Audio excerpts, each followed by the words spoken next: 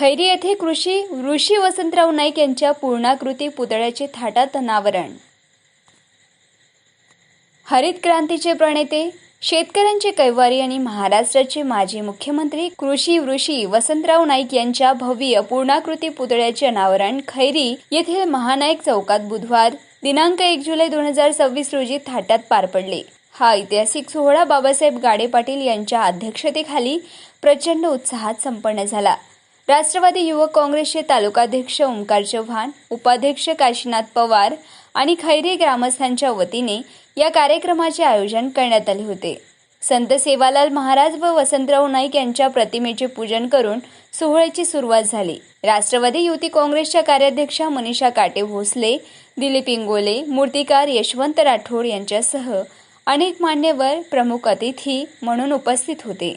अध्यक्ष भाषणात बाबासाहेब गाडे पाटील यांनी सांगितले की वसंतराव नाईक यांनी 1972च्या दुष्काळात रोजगार हमी योजना आणून शेतकऱ्यांना मोठा दिलासा दिला। तसेच शेतीला उद्योगाचा दर्जा देणारे ते पहिले मुख्यमंत्री होते। मनीषा काटे यांनी नाईक साहेबांचे विचार घराघरात पोहोचवण्याचा निर्धार व्यक्त केला। पुतळा अनावरणावेळी दिलेल्या वसंतराव नाईक साहेबांचा विजय असोच्या घोषणांनी परिसर दुमदुमून गेला। कार्यक्रमाचे प्रास्ताविक ओमकार चव्हाण यांनी केले, तर सूत्रसंचालन व आभार प्रदर्शन दिलीप इंगोले यांनी केले। या प्रसंगी साहेबराव आडे, गोपाळ राठोड यांच्यासह खैरी व परिसरातील शेतकरी, महिला आणि नागरिक मोठ्या संख्येने उपस्थित होते।